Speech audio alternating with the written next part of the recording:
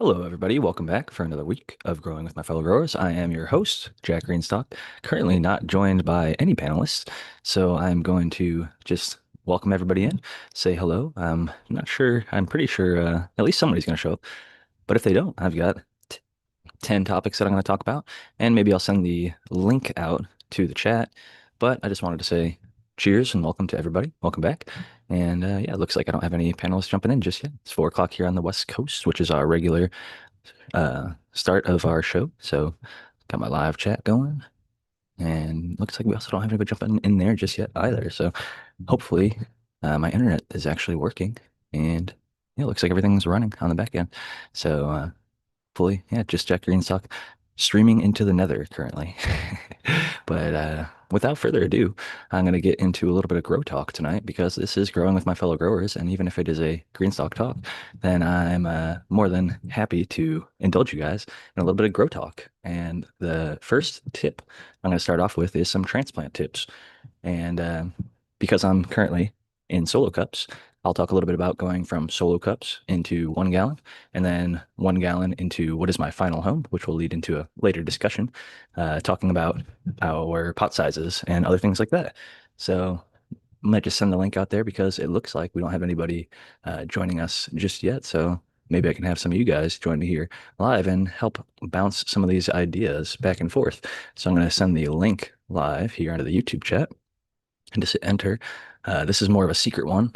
I'm not going to write all the normal information, but if you're going to join us live, join with a name that I would know you by from the chat or from Instagram or social media otherwise. And yeah, then I'd be happy to have you on the show and talk a little bit of grow. And you can maybe share about your garden or your past grow experiences and things like that. But getting back to the transplant tips, one of the things that I found is through the years, if I wait too long or if I do it too early in terms of when I've watered, then basically I'm asking for a big headache. If it is way too wet, like the media, the soil, even if there's a decent root ball in there, if I just watered it minutes before, hours before, even that day, and I try to transplant, a lot of the time I tend to find that the root ball will fall apart. It's a little bit too heavy, murky, mucky. The weight from the water makes it a little bit unwieldy and not so fun to deal with. And conversely, on the opposite end of the spectrum, if you wait too long and you let it get too dry, then that the roots start to die off. First of all, so there's a little bit of a negative. And on top of that, when you go to transplant, the root ball often will like break in half or just crumble apart. So you kind of want to find that happy medium, that kind of Goldilocks zone of not too wet, not too dry, but sort of right in that sweet spot. And if you're doing something like a solo cup and you're concerned about this, solo cups aren't that expensive. I know it's the cheap home grow, and I've reused many of them for years and years, and they rinse out easy enough and clean up a lot better than some other options. But they are, something that you can dispose of if needed, and you have a very valuable plant or something that's not transplanting easily, or you killed your first 3 clones or something, and you've only got one left. Instead of trying to flip that cup upside down and shake it out or whatever, you can take scissors, just cut down the side of the cup, peel it back. Easy swap pots was a thing for a while. I'm not sure if they still even make them, but they're a fabric pot that kind of like a Chinese takeout container. It kind of origamis up into a little square with the open top, and it has snaps on the side, so you can unsnap it to transplant and have access to the root ball. But I think that is, to be honest, a little bit unnecessary because one of the other tips I'll give is with plastic pots, there are variations of the thickness of the wall. So you might have one that's got paper thin walls where you can just easily, when you pick it up, every time the sides crush in. One that might have ultra thick, hard plastic where you can squeeze it and it barely even flexes. And then there's, again, like that happy medium somewhere in the middle where you've got a pot that you can pick up and it doesn't necessarily crush around it. But if you squeeze it, it has a little bit of give. You can start to feel the soil within there. And when you're doing that, you're able to go through and check, okay, well, not check, you're able to assist the root ball out. So one of the things I'll do is like with the solo cup, you can push on the bottom and start to dislodge the media that might be stuck to the bottom of the solo cup and start to push it up out of the cup, allowing your transplant to go a lot easier. And you can also then go around to the sides of it and kind of give it like a little roll, a little wiggle, start loosening up that media, shake it around a little bit, make sure that, or even take like a butter knife or some sort of plastic flat material, stick it down into the side, and then scrape around the outside of the cup. So that way, the media is not going to be sticking because as much as I know you guys love growing this plant as much as I do, you don't want to see your lovely plants getting destroyed or ripped apart or, you know, shocked more than they might need to when they're going through that transplant process. So those are a couple of my transplant tips. And I'm curious if anybody in the chat has any tips for transplants. Another one that I'll go is more product based, and there's tons of different ones, but I do like the mycorrhizal fungi. And looks like we've got Caveman jumping in. So cheers to Caveman. But yeah, I think that mycorrhizal is a good option for transplanting. Azos and Mycos are two products I know like the guys up in NorCal, the Mendo Dope Boys, are big fans of, and I think they were sponsored by them. Extreme Gardening, I think, hooked them up. But I think the Mycos and I'm less familiar with and not as confident in the Azos, but not to say that it's bad. I just don't know that it is justifying the expense. And so I want to say cheers to Caveman. How you doing? Welcome back. Jack. Good to have you. You're making it no longer a Greenstock Talks. It's growing with my fellow growers officially because I have a fellow grower with me, a Michiganja breeder, and maybe you could talk a little bit about the topics that I've talked about so far. So talking about transplant tips, so going from one pot to another, or maybe from one area to a grow bed or something like that. If you're going from indoor to outdoor, if you have just any general tips, tricks, or things that you found throughout the years that helped you with transplanting. Yeah, usually it's best if the plant's kind of root bound, so it's got lots of roots and it's holding that soil together. And when I transplant, I take all those wound up roots and cut them off because if you don't, they'll continue that pattern. Plus, when you cut the roots, you take off that callus, then the roots grow faster. Then I just soak everything down, make sure you can pull up plenty of water after it's been transplanted. Depending on the amount of roots, you might have to trim back some plant or something. Get too much root damage. You can always put a bucket or a humidity dome or something over a plant, even if it's outside. If you got some shock, you got a problem with humidity, you just keep that up till the plant builds some more roots.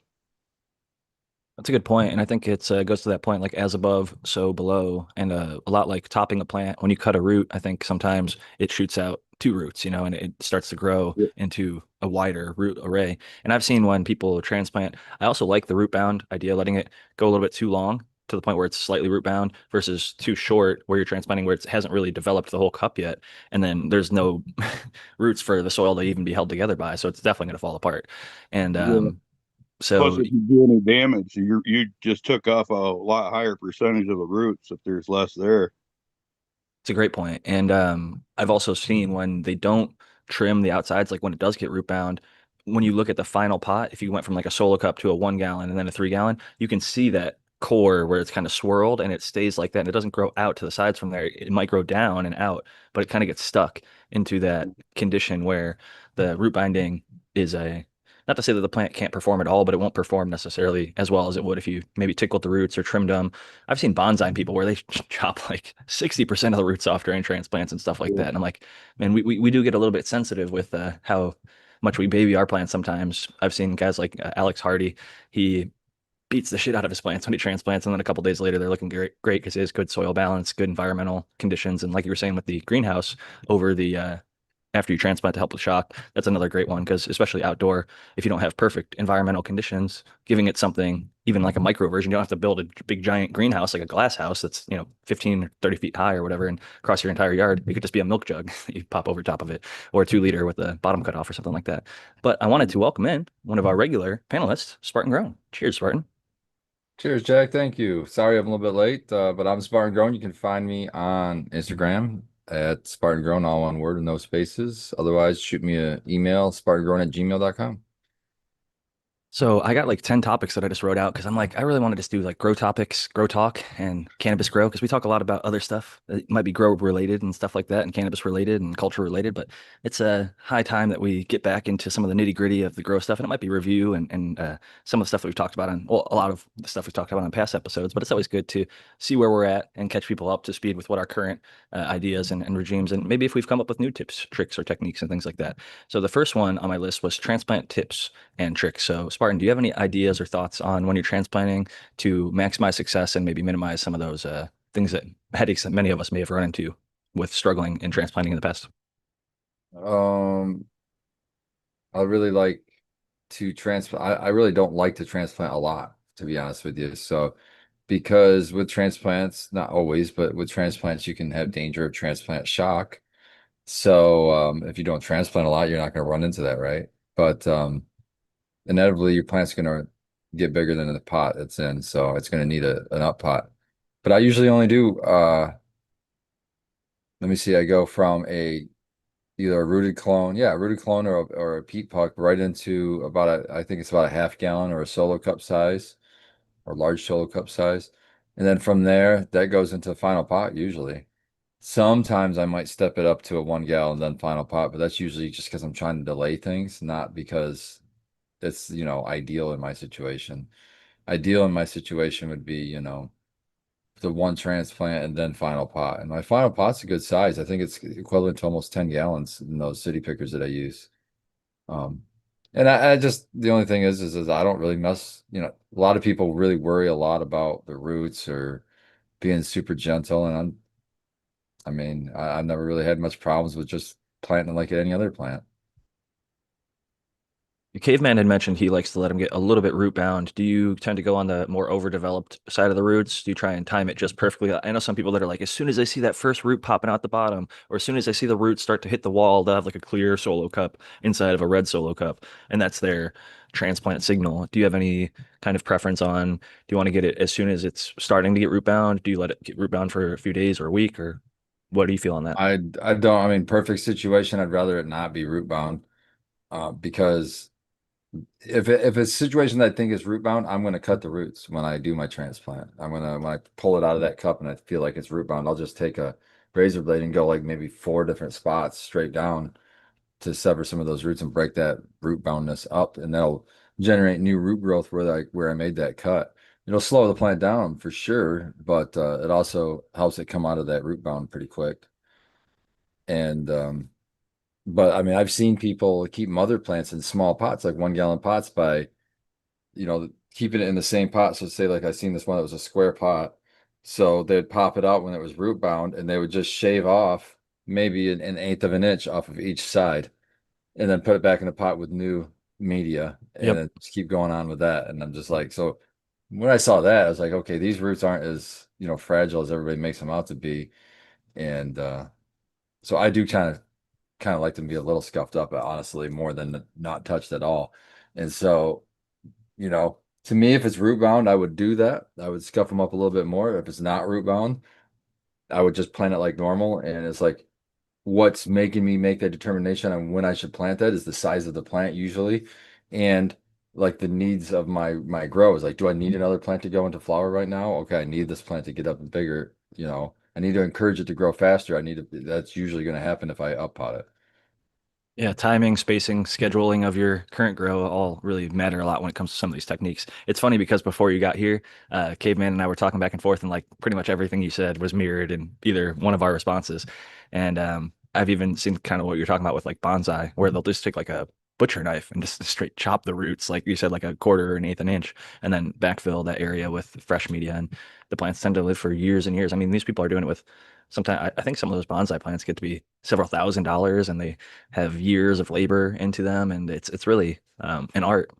And I've seen people, there's a person called like Canna Bonsai, and they have a pretty cool page. And there's a few different cannabis bonsai accounts out there that have done stuff like grow plants around like crystal balls. And there's a guy, Savage DWC, who would like cut plants open and put Lego Man inside the stems and stuff, and drilling, nails and all sorts of shit through his. This is more on like the stress testing side of things. He was doing DWC and like have over rocks and crazy, awesome, different shit. But he always had really good looking buds and plants and stuff like that. So, but getting back onto something Spartan touched on, but I'm going to pass it to our guest first on this specific topic, which is pot sizes and why. So, Caveman, how do you like to start your plants? Like, if it was a clone or a seedling, are you a solo cup guy or do you use something else? And then, what is your next kind of stages? Do you go 1 gallon, 3 gallon, 5 gallon, 10, and so on? Well, I'm pretty much outdoor, but I prefer direct sow over anything. Um, but one thing about having too big of a container, if you're new at this, is you can have problems being consistent on your watering. because your plant's not really using up the water. But yeah, I would start in, I don't know, what are those 3 inch or something, about the solo cup size, and then go from there right into outdoors or whatever they're going into. Another trick that I didn't mention about the transplant, if you have containers that aren't root bound and the dirt's falling apart, you can dig a hole the size of that container. And if you got like disposable plastic pots, you can just cut the bottom off, sit it in there, and split it up the side and pull the pot right out without even taking it out. There's some people that wouldn't even take the plastic off the sides. There was like a brand for a while that was doing these, like they were kind of marketing them as like stackers. They'd either like partially plant it into the hole or just set it straight on top of the soil beds that they're planting in it. And I think they're called like bottom off pots or something. They just literally the bottom just velcroed or taped or whatever, and it stripped right off the bottom, and you could just set that into the thing and it would grow from there. And maybe less than ideal, but it was working. It kind of reminds me of the root bound plant, though, essentially, where you've got like the top roots are all stuck in that little plastic. Even if the plastic is removed, if you don't trim them, they're going to basically just grow from the bottom and out and not shooting out the sides, like Spartan was mentioning, and like we mentioned earlier, when you trim them after or prior to transplant. I've seen a lot of no-till growers grow like that, indoor and outdoor. Yeah, there's a really notable one in Las Vegas. Man, now I'm blanking on their freaking name, but they're like 40th version. They're like a former UFC fighter. It's something like Green Source Gardens, I think is what they're called. And they do that style. And they've got like living soil beds where they basically veg in like a solo cup to 1 gallon size pot and then eventually just set them onto the bed, essentially like caveman talking, starting them in like the 3 inch pots and then sowing it directly into his soil, which is interesting because being an outdoor guy, I think that makes a lot of sense where indoor, I think people maybe try and maximize, like cut the veg time down or maximize the production or growth or whatever the case might be. With outdoor, I think you can be a little bit more um, not so worried about every single little input and every single little think it's not like you're paying for the electricity and it's not like you're some of the water is free, right? It comes from rain and then you don't have to water for a couple days because you can monitor the soil and the plants and things like that. And so it's a different set of challenges, but it has its broad benefits. And like Spartan was saying, transplanting less. Something that I'm going to get into later is talking about shock and bringing plants back from shock. But I want to talk just with Spartan about his pot sizes and maybe why. He talked a little bit about them when we were talking about transplanting and maybe what drew you to that. Because I'm sure at some point along the line, you probably tried 1 gallon, 3 gallon, 5 gallon, 10 gallon, a whole bunch of different size containers. So what led you to ending up in the SIP, like city picker style and only wanting to transplant a couple times? Well, it was more like it was because of my journey of growing. I started out synthetic and then I tried, organic growing and really liked that. But the big difference between the two is that organic, you have to have a bigger pot to do the same thing because all your nutrients are essentially in your pot or in your soil rather than fed, throughout the row. And so, I started out with smaller pots because I was synthetically doing it in cocoa. And then when I switched to soil, I quickly realized that I couldn't get away with the same size pots. I had to keep up potting to get the same results. So the sieve containers was kind of just a suggestion that I saw from I think it was Build a Soil first with the earth boxes. And I actually have a earth box, but they just weren't the size that I liked. So the containers I have now are city pickers. They're just different size. They're shorter and wider, but the same situation where you water from the bottom. And it just made watering a lot easier for me. They took the guesswork out of watering. I was able to just visually see if they needed water or not. And it was a way for me to have a container big enough to get me the results I needed as far as yield goes and everything. And I'm not running out of nutrients by the end of flower if I use that big of a pot. I think if I use the smaller size sip container, in fact, I know I would get worse results because I've even tried to grow multiple plants in one sip container, and you can tell that it's doesn't have the nutrient for it, not the way that I'm growing. So it was honestly just trial and error. How did I come to grow that way? It's just trial and error and what worked in my space. And I'm not like set on growing organic for the rest of my life either. I grow synthetically mix that throughout. So in the wintertime, I like to run DWC buckets. And right now we're running some cocoa to doing a pheno hunt with a couple strains. I can't remember what the heck we got going right now. We got so much stuff going on. But I know we have a couple of Bodie strains, and I know we got some Velvet Punches from Jack's going. Yeah, Jack, yours are actually going to be staying inside. Those ones are going to be part of the cocoa run. So so we'll be getting good results on those too, at least through synthetic too, without organic. I know you probably have a lot of organic guys growing it, but it'd be cool to get some synthetic results. I've seen it so many different ways. It's like hundreds of growers have grown it now. So I've seen it Yeah. indoor, outdoor greenhouse, synthetic, organic, mostly organic though. And so it is fun because I've grown it in cocoa a couple times, and I think it performs really well in a lot of conditions. I think it's one of those plants that's a little bit forgiving in that, like GG4, like even if you don't nail it, you can get a really good product. But when you do nail it, it's just like, holy shit, it's got a really high potential ceiling. So I think that's true of probably a lot of good varieties in general. But I'm excited to hear that you've got that in the garden because a lot of people probably like the last 5 or 10, and like people that I trust and know have good skills in the garden, like Ty Sticks from Loyalty Gardens, were having germination issues. So I think the ones that I've held have gotten to their point where they're just not great in terms of viability anymore. And so the ones that I sent out earlier might still be good if people were storing them better than I was, or maybe who knows? There's so many different factors that go into it. I think some of them were probably cooked during shipping because, admittedly, I like don't wait till like the winter time or like check everybody's location that I'm sending it to make sure that it's not going to be sitting in a hot mailbox or something like that. I do think that if they sit in a hot mailbox at like 110 degrees or something for several hours, that's probably not the best form. But also don't want to make excuses. So um, after I had a number of people, even though every single time I get reports of their stuff not germinating, I would do my own thing and it would get like 10 out of 10, 15 out of 15, 9 out of 10. And I'm like, damn, like what the fuck's going on? And so I'd send out replacement packs and this and that. But it's just when it happened, it wasn't like, 1 out of 10. It was like 4 or 5 out of 10 or something at the last 10 packs that went out, where it was like 1 out of 100 before that. And so I realized at that point it's just not worth even keeping them out there, especially I think after kind of the government reopened and they were kind of attacking seeds. So I was like, all right, well, let's push the open source genetics alliance now, get some clones going out there because that's more gray area legally in. So I'm happy to be able to still get genetics out there as often as possible to the people and things like that. But I wanted to get a little bit back into different grow topics. We were talking about pot sizes and why, and I'm kind of on a similar front to Spartan where I've done cocoa where I've had as small as like 1 gallon pots and had crazy plants ripping and switched to organics after trying both. But I found like I would try to as small as 1 gallons for organic just to do like pheno hunts and stuff like that. And I found, although I'm not, uh, I know I'm definitely not Brandon Rust level. I was able to get some plants to yield decently and like have good expressions. Some plants really underperformed. I wasn't using like the K humates or the N humates or different stuff like that. That's more immediately available, sort of like a synthetic organic kind of situation where it's already chelated or bioavailable because it's a humate fertilizer and it's just a different, it's not like a dry powder amendment, which most of my stuff admittedly is. So it needs to be put into the soil and then like watered in and broke down by microbes and have those signals going back and forth to the plants. But I found most success with like 3 and 5 gallon pots to finish. And I like starting in the solo cup and going 1 gallon and then finishing in the three.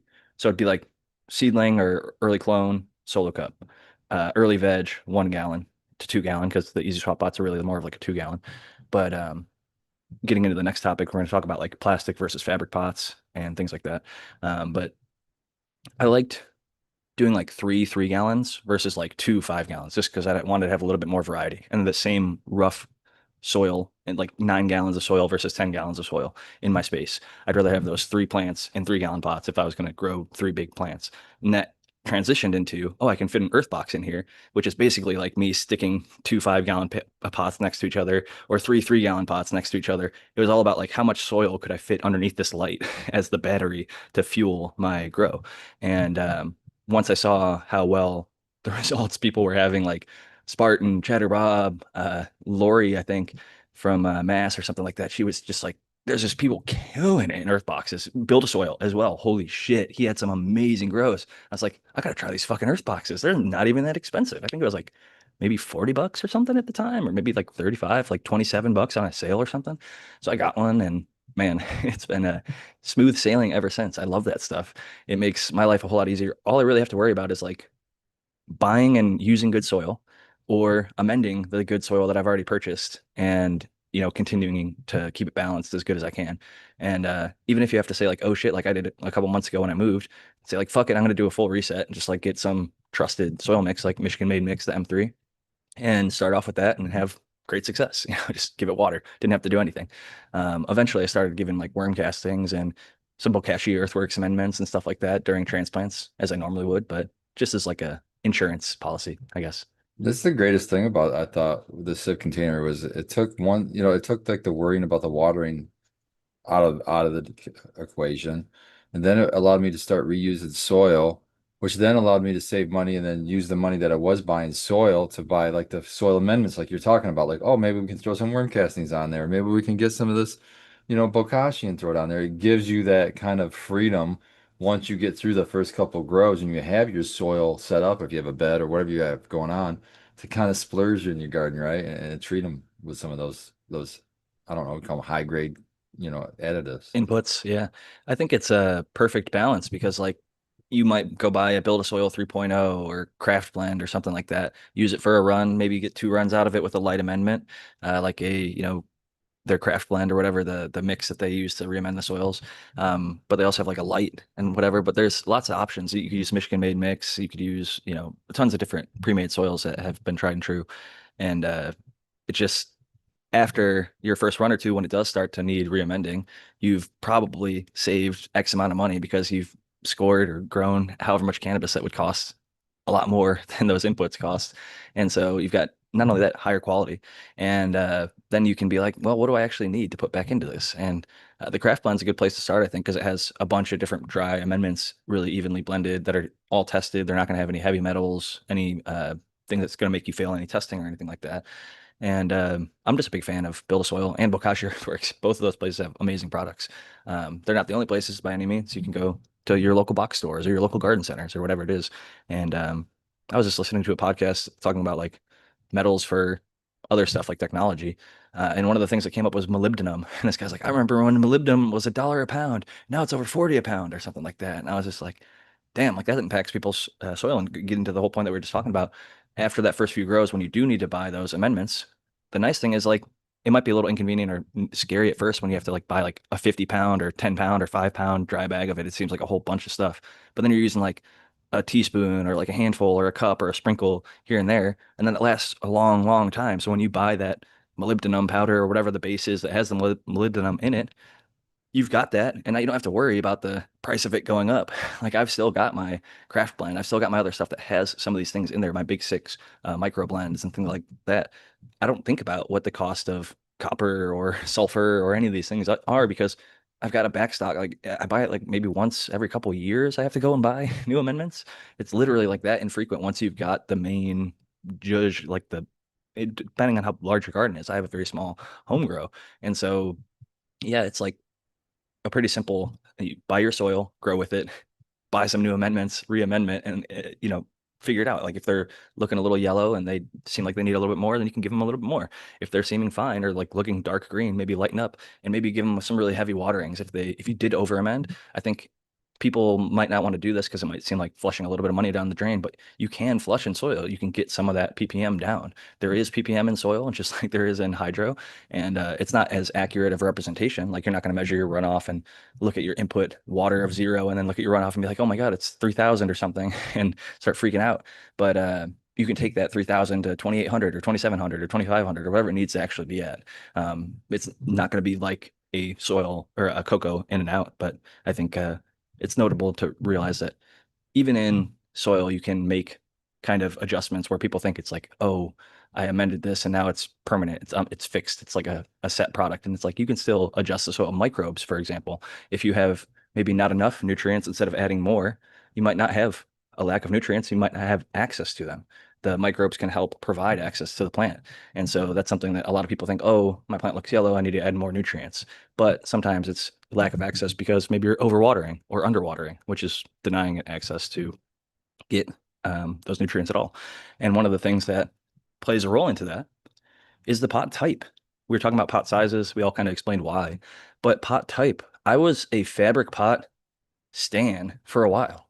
I would throw down on comment sections, forums, and Grow Talk, talking about how they're air pruning roots, how the plants grow really fast, how they grow really healthy. And I still believe all of those things. But when it comes to cheap home grow, buy once, cry once, longevity, and needing to like reuse stuff in reality, after like two, three, four grows with a fabric pot, when I try to reuse them, I was putting them through washing machines. I was soaking them and hand washing them. I was trying everything that I could to try and get them back to usable. But for me, I just found the reusability of a typical fabric pot um, to just not be up to the standards that I preferred for like cleanliness and reusability and convenience.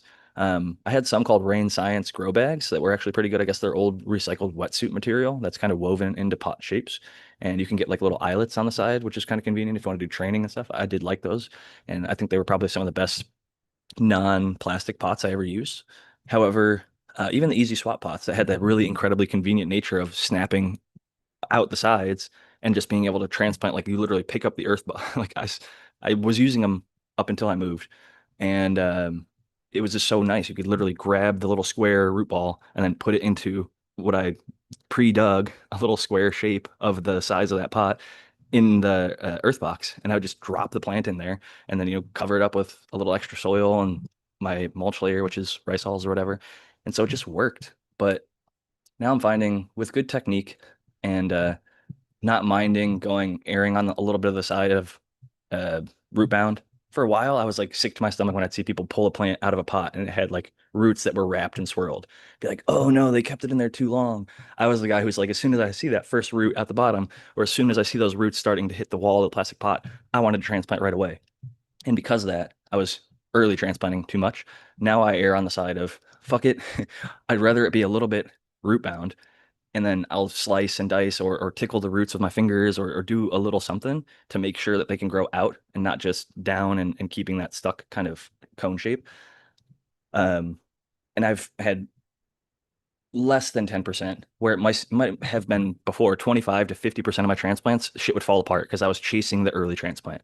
And so maybe learn from my mistake and be okay with a slight root bound. And some people I almost felt like were proud. They were like posting proudly, like, look at my plant when they transplant because it had so many roots. It looks like a healthy plant. But to me, it still does scream like root bound if it's just completely white, like wrapped all the way around. A little bit of roots on the outside, I'm not as stressed out by it as I used to be because I'm finding better success rates with that.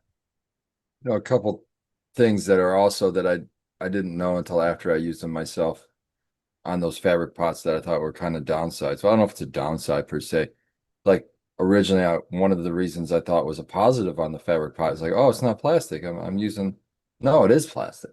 Yeah, I didn't know that actually is still plastic. So that's not an advantage that I thought it was. And then the second thing is if you ever do things at scale, and what I mean, I mean, you're trying to grab lots of plants at once to if you're moving 100 plants, if you have to move one at a time, that's going to take much longer than if you can move six at a time or eight at a time.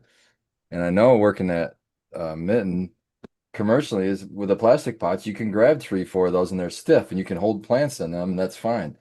Good luck doing that in a fucking fabric pot. You're pretty much you're lucky if you can do one in each hand with a fabric pot.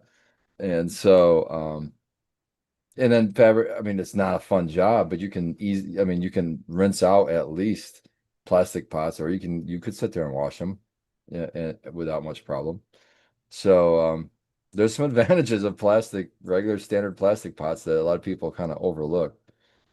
There's these really cool like commercial facilities have like it's like a dishwasher station where it's basically like a power drill with a giant brush and then a little soapy pool of water, and they just take the plastic thing, knock out any loose material they can with their hand, soak it in the soapy water, pull that over a little spin brush, soak it back in the thing, dump it, maybe do the brush one more time if it's still a little bit dirty, but usually it's just a one and done. Like, put it into some clean water, dump it, and then put it over onto a drying rack. And it's like, if I could have done that with my fabric pots, the amount of time it took me just like one or two runs to do like my 6, 10, 20, however many little fabric pots I had. It was like hours, man, like hand scrubbing, like trying to cut and pull roots out of them, like flipping them inside out, running them through. Like I was at a apartment complex or actually a trailer park, but we had a shared laundry unit. So I'm like, well, fuck it. It's a big commercial washer dryer. Like it's not mine. I don't give that much of a fuck about it. I'll throw a bunch of pots in there and let it get washed and dried. But even that, dude, you pull them out. And like Spartan said, they're not even really fabric. The term fabric pot, it's like a just like a North Face jacket is not a fabric. It's basically oil or whatever, like spun like into a plastic or a polymer. Polyester is the term that they use when they turn oil into fabric, essentially. And so it's a misnomer to even call it a fabric pot because it is plastic. You're not eliminating plastic. In fact, you're creating more plastic waste if you're like me because I was buying them pretty consistently, like from the grocery store or from online. And so I'm like, wait, I've had this plastic pot over here for 10 years and just kept using it and never replaced it. And it, like Spartan says, you could pick them up and it doesn't flop over. Like when I'd pick up a fabric pot and if I didn't have it held just right and that soil started shifting in there, I'd be so bummed out because it's like you could do so much damage unintentionally so fast. And so you have to be so careful and baby it. And while those benefits may exist of the root pruning, and like I did see some great root balls come out of fabric pots, I'm not gonna lie. And I had some really fast growing plants, especially in cocoa and fabric pots. I do think the drybacks even were like it could be a little bit of a headache. Like if you're in a slightly dry area, this is where they have some benefit, I guess, is if you're in a really damp area and you have issues with them not retaining water or something like that, then you can, get away with a little bit better airflow to the root zone. But I've never necessarily seen plastic pot plants like really struggle. Like I feel like they've worked in plastic for so long. I'd rather it be in the ground. If I was in a caveman situation, I'd get them sown direct sow or transplanted in as soon as possible because like the earth is your battery at that point. You've got an unlimited size potential if you amend or have an idea of what your native soils are like. And that's a much better option than, any pot. But if you're forced to be in a pot, I think plants tend to do just fine in plastic or fabric.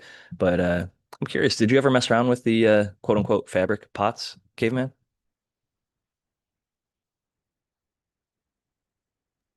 Oh, not on any kind of scale.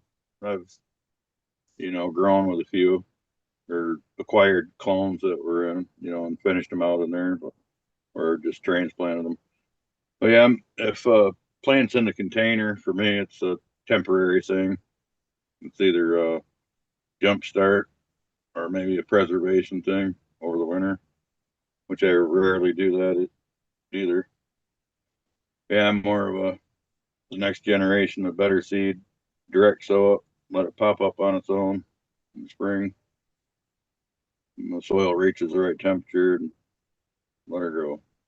Nature does what nature does, and the strong survive in those cases. A lot of the time, you're getting a little bit of natural selection happening, which is a good thing for your environment, your local area, both the soil and the environmental like conditions above. I Some So of the think a best lot of I've that ever is seen.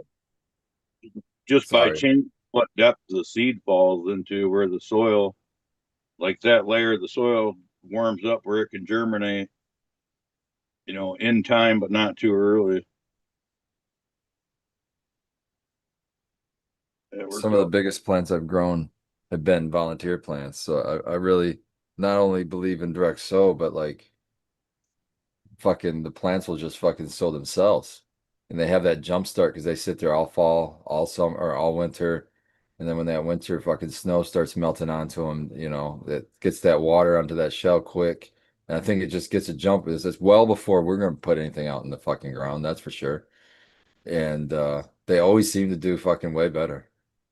Well, that's what got me started doing it. It's like most good things, it was discovered by me on accident, which made sense because I'd always wondered, like, man, the grass is green. Why can't I have plants growing? But I'd go out, like the middle or end of May when we had nice moderate weather, and go to put my plants in the ground, and there was 3 to 6 foot plants there already. it's wild. Kyle Yeah. Kyle Breeder mentioned when he made a batch of seeds one time, they were like brand new fresh seeds, like one of the only times he'd ever had germination issues with a fresh batch of seeds. And I had mentioned, in winter, they overwinter in nature. A lot of times, a lot of places, they're going to undergo some freeze. And so he froze like half of them And then germination tested them, and like the germination rate went up to like high 90s, like 95% plus. So something in that, I think certain ones actually benefit from the overwintering process. Like they Well, like going through a freeze and then having the thaw and then getting to warmth and then sprouting, and it almost gives them a little bit of a jump start on the competition, because not like Lyshenkoism where I think like, oh, exposing it to cold water is going to make it cold resistance or something like that. But I do think it itself, living in winter and being exposed to cold in a natural setting, um, does benefit certain varieties, I would imagine. Probably the stuff that to grew in the mountains, I would think. part of the with the seed, um, part of that science is the same principle with tubers that are a high starch content, and then when they go through a freeze, the starches get broke down into more simple sugars. Basically, you're digesting the germination energy for the seedling or for the seed. And some seeds you have, I don't know what they are. Some seeds you have to do that. You're right. Or the So did you starches. direct? So did you direct seed? Did you direct seed all of your plants this year? You had to have some clones you put out there. Are you doing direct seed for all your plants? No, I booked. I'm in Northern California right now. Oh, you booked. Yeah. Oh shit. I didn't even know. Okay. I had my F4 seed batch of the Gorilla Poison Auto going. I give that away and hopped on a bus, come out here. So I started my last few seeds ahead of it to remake the F3, start over. They're getting pollinated right now. Well, that's really nice to have some fucking autos handy because you can fucking turn around a crop pretty quick with those. Yeah. Well, it's wasn't an issue. I run into a gardener when I got here and pretty generous, professional. In that part of the world, there's quite a handful still, even after a lot of them have left for maybe not so greener pastures of other That's one of states. my favorite things about this community, though, is we're everywhere. We're Yeah. fucking everywhere, and no matter Oh where yeah. you go, there's somebody somewhere close by. Yeah. I met a bunch of them all the way out here on the bus. Every stop. Even in real small towns, you'd be surprised. They might be harder to find in some of those places because people, keep a little more private, sometimes through the law enforcement or just not wanting to draw any negative attention. But yeah, Spartan's right. We're out there. Um, Unfortunately, not as large of numbers, and maybe it's still because people aren't admitting that they use cannabis, but the numbers are growing. But it's still like in my mind, I would feel like it's like got to be close to like half of the US or something. It's like not even close to that. It's like closer to like 10 to 20%, depending on which polls and stuff you look at.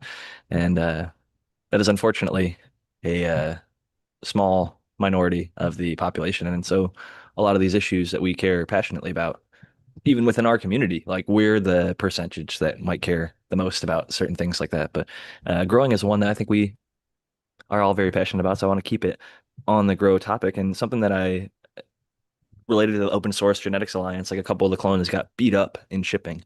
So they underwent some shock, like a transplant shock, which is something we talked about earlier. And I'm curious if you guys have any tips or tricks for getting your plant out of shock. I know Caveman earlier mentioned using kind of like a mini greenhouse to make the environment a little bit better to help deal with some shock. And one that I saw recently, and I've tried unsuccessfully when this has happened, because one of the plants in the OSGA had this is a clone in a solo cup. It got snapped in half, and there was like maybe 10% of the skin holding it on, where it was still connected, but it was like broken in two. And this individual used, instead of what I would have used, which is painter's tape usually, that's the one that I've had most success with, they used aluminum foil. They wrapped aluminum foil around it, which I kind of like that because it gives a little bit of structure. I don't know if it like how maybe they sealed it with tape or something to get a more liquid tight seal, or maybe not. But they said that the hours later the leaves still hadn't drooped, and so that they were optimistic that it might turn around. And if it needs to be replaced, they can still get back to me, and I can hopefully get them another one relatively soon whenever the next ones are ready. But with that being said, I'm going to pass it to Spartan and ask if you have any tips, tricks, or ideas for when your plant is shocked for one reason or another. Um, it depends on the shock because if it's light shock, that's a different answer, right? Because that would be turn the light down.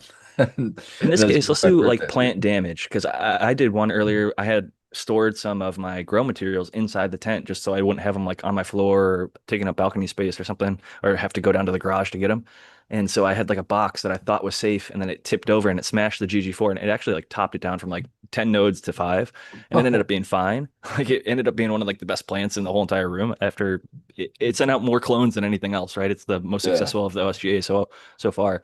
So I didn't have to do much for that. But let's say like in the case of like the clone that I sent that guy that got beat the shit out of, like it's just physically damaged. Maybe something fell on it and broke it. How would you go about the repair? Do you prefer tape, foil, something else? Yeah, I don't. It depends because my first instinct is to cut that fucker off and just use that as a clone. He mentioned And doing that. He's like, if it doesn't take, I'm gonna try. He's like, I'm thinking maybe I just go straight to clone. yeah, And that wouldn't have been a bad idea either. I think both. And I was like, I'm gonna leave it up to you. I trust your judgment. And I think they went with the foil, and I think it worked, thankfully. But yeah. I think that is a good option to mention. In my head, it's like I guess it depends on. I have this rule in my head that's like, is it 50% or more of the plant? If it's more than 50% of the plant, I tend to not want to do that because that's a huge shock. But if it's less than 50% of the plant, they almost always recover from that. And in my head, my thinking, have a little scar this little big on the final plant as compared to half the plant, the final plant wasn't a good connection there. And I could be inviting, whatever, viruses, whatever kind of bad things you have in your imagination, pests. So to me, I kind of want to just remove that fucking thing. That's my first kind of instinct. But if it's bigger than 50%, no, I'm going to tie it up and yeah, whatever I have. And painter's tape is usually what I reach for. Or I have this stuff that's I got it in the garden section, but it came in a roll and it's essentially just Velcro, but it's a strip of thin green Velcro tape, basically. So you can cut it at any length and then attach it to itself. So I can make like a loop to hold the branch, and that I'll use that a lot of times too. But yeah, I like to just cut that fucker off. I guess I'm a little hardcore in that aspect. It's just like get it out of there. I want it to look better. Just cut that shit out. Fuck it. Yeah, and in this case, like, But um, afterwards, I do something nutritionally always, and I mean, this would probably work on the synthetic side too, but definitely organically. This is when I come in with my worm castings and a little bit of gypsum and fucking mix that together, top dress it, and then water it over top, and just you know, tell them to get better. That seems, I don't know, there's some magic to worm castings that always seems to help the plant bounce back. I've only really had positive results with it. That's why I speak so highly of worm castings so frequently on this show and in regular gardening. Like, I'll be in my day job doing non-cannabis gardening related things. And a lot of times my clients have plants, whether it's a plumeria or whatever the hell. And they'll be like, oh, this tree hasn't bloomed in so often and blah, blah, blah. And I'm like, oh, you should try using worm castings or something like that. And they try it and it ends up blooming that year or whatever. And it's just amazing how beneficial they are for so many different reasons. And really on paper, like I guess on paper, there's a lot of research that shows that they're amazingly beneficial. But like when you just look at like the NPK, it's like, how are these things so good? Like, what the fuck is going on with worm castings? But it really comes down to it's tough because things that we can't see, even very Yes. intelligent people have a tough time quantifying things that are invisible to us, right? To the naked eye. You can Well, see them it's under a so microscope yeah, or a imagine test. because it's living things that we're talking about. So even if they take a test, 30 seconds before it goes into a bag that gets shipped to you, those living things continue to exist and do their thing in that bag, and probably die a little bit more often because they're consuming the oxygen. But by the time it gets to you, it's not the same microbial counts and things like that. Things could have changed a little bit. So it's so hard to quantify, oh, it was this microbe A, B, C, but it's like that's when it's like it's good enough for me to know that every time I've used the shit, my plants seem to like it. I don't need a white paper. I don't need a white paper at that point to explain to me why that works. I'm curious to hear when they figure it out. I'm definitely curious to hear it. But when every time I put it on there, I get a positive result, and I'm not, getting bad results like, I don't know, heavy metals or something, then hey, that's good enough for me. That's it. It's very tiring. And I don't, I'm sure it's everywhere, not just cannabis space for me to the people that just like, where's the white paper? Where's the white paper? Well, I mean, we could say, where's the white paper to the end of days? And, how about let's just say, this is what we know. This is what we know. And we don't have to stick our head in the sand and pretend like, cannabis is not a medicine, for example.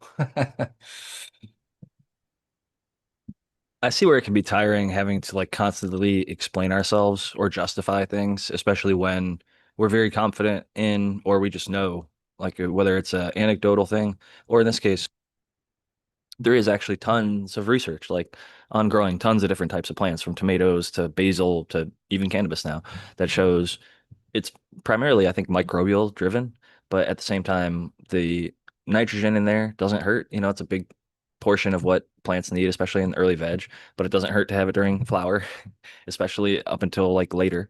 And so it's pretty It's low safe, levels, so that it's safe to use. Yeah, at least the first non-burning. half of flower. Yeah, you can almost like not, you could, other than like making your soil a little bit mucky and not drain well, you almost can't overdo worm castings other than that caveat that I just gave. Like if you do put too much on, it's just going to make the water kind of stagnate and pool up and get putty, like muddy and puddle. So that's the one caveat. I think it's as long as you keep it under a third of your soil, which is a pretty generous portion, actually. Looking at the Coots mix or the Cornell mix, which is a third, a third, a third, which is compost. In their case, in Coots' case, he uses worm castings or vermicompost, and then the Canadian sphagnum peat, and then the last third is aeration, and then there's the like the micronutrients and stuff that have to get added in there as well. But it's a relatively simple solution, and one third is when you're talking about like 10 gallons of soil, that's 3 gallons of worm castings that you can put into that pot and be relatively safe with it. So tough to overdo and have great tons and tons of benefits. So that's one from the both IPM perspective, where it's preventing disease, but also from the nutritional perspective, where it's providing some nitrogen and also unlocking other things that are in your soil by allowing those microbes to break it down and make it plant available. Because some of the stuff's not.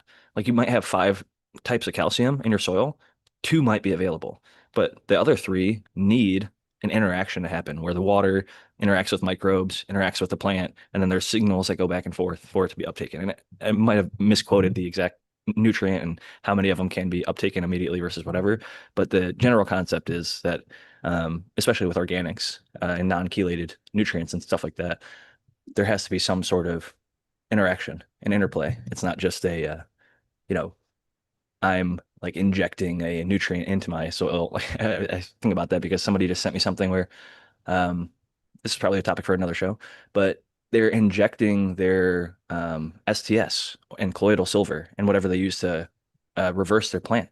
Oh, I So saw instead of that. spraying it, I think Vark Dog sent it to me. He probably sent it to you. I don't know if it was Yeah, Vark Dog or somebody else, I but believe it was Varktag, and I told him, it's like, I could never do that, dude. I'm not a fan of needles, and that's just watching this video is just turning my stomach. I hate Injecting needles the plant too. with But I it. was like, I Wow. liked her justification of not being exposed to heavy metals because spraying silvers or silver thiosulfate or colloidal silver, you're exposing yourself to aerosolized silvers. And I've seen some negative reactions both to people's like skin. You can turn yourself blue if you're not covered up. Like it's not You could pretty. also just run reg seeds. That's the win-win. I'm with you there. You're preaching to the choir on that front. You're preaching to the choir. I love regular seeds. I do think that there's a place for feminized seeds, and a lot of people have made a lot of really good ones. So I'm not going to completely poo-poo them. Any cannabis being grown is better than not being grown. So I'll take feminized, I'll take auto, I'll take reg, I'll take anything as long as it's not a Hermie and hemp. And even the hemp, like you guys grow it, have fun with it, do your thing. People are going to do it no matter what Jack Greenstock says. So have fun with the hemp. It's not for me for the most part. There's some really I'll say like the old school hemp. I like the new school hemp, dude. Fucking these new drinks and shit that you can get, hemp beverages are the shit, dude. THCV coming from hemp, I'll take it from anywhere. Like, give me the THCV. Hemp is cannabis. Cannabis is hemp, It's just like a fucking regulation. And so I love hemp actually, but I don't like the cordage. business. You know, it's cool that they can make ropes and sails and shit and clothes, and it's cool that they can make hempcrete and they can make whatever. But Dude, they just fucking came out with they can replace your plasma all from the hemp plant. They make like fucking artificial plasma. in your blood, Yes, I just saw that story today or yesterday. I was like, wow. And then it goes holy into it. shit! It just was above my head reading it. I was like, holy shit. At first, I thought you were talking about my TV, and I was like, "How'd you know I still got a plasma TV, Spartan? This thing is ancient." No, so you literally could grow your, blood replacement, some plasma in your fucking backyard and bring it to the hospital with you. Be like, yo, here, I got some right here. Hook me up.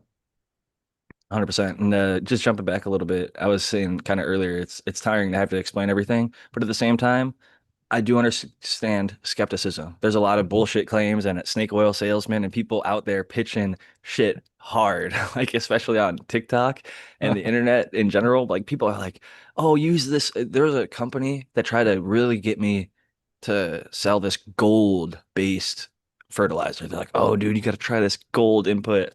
It's got however many parts per billion of gold in it, and the gold is going to unlock auras in your plant that take Sounds it to the next expensive to level." me. Yeah, it was Jesus. probably expensive, and that's why they're trying to send it to people like myself that have any kind of audience to get any kind of people using it so that they can sell this overpriced fucking shit that maybe doesn't even have actual gold in it. I'm sure if it got third party tested, it wouldn't. But yeah, it's just like there's lots of claims out there.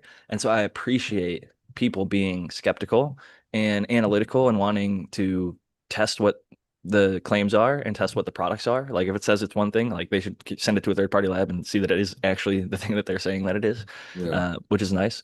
Not to say that it always has to like have that. Like if Brandon's Bavaria Bassiana is working for you and it doesn't, and I think he's just recently got it tested, but for a while I don't think that he had like an EPA registration or something with it. Like so, there's little technical details that matter to some people and maybe don't matter to other people as much. But it's getting into the weeds there for sure.